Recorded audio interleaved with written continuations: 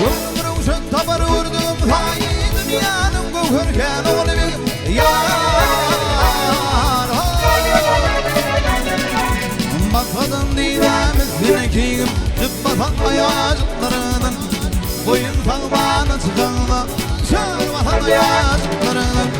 Aşığını telleri verip Çağırmatan ayacıklarının Oğlum ey oğlum ey ha Dünyanın gökürken oğlum ey Vah oğlum ey ha Oğlum ey can Ayvunun sultanı hanı oğlum ey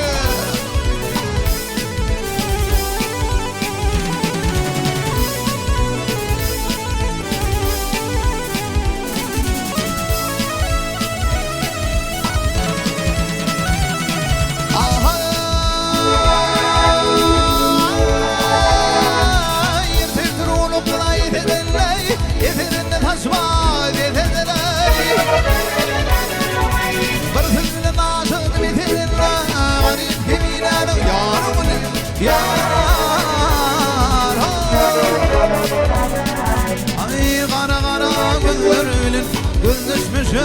uyuyorsun Yüzü tellerinin Gözleşmişe oynamalı Aynı yani gözlerinin Öpüşmüşe uyuyorsun Oğlum ey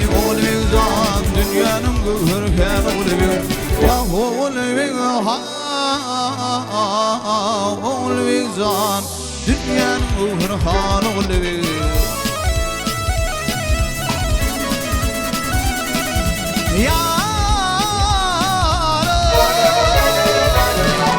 Bakmadım didemiz kiyim Cıbbatan ayacıklarının Boyun salmanı çıkanla Çağırmatan ayacıklarının Aşığını ipilleri verip Darmatan ayacıklarının Oğlum ey can Dünyanın gökürken oğlum Vah oğlum ey ha Oğlum ey can Ayun sultanı hanı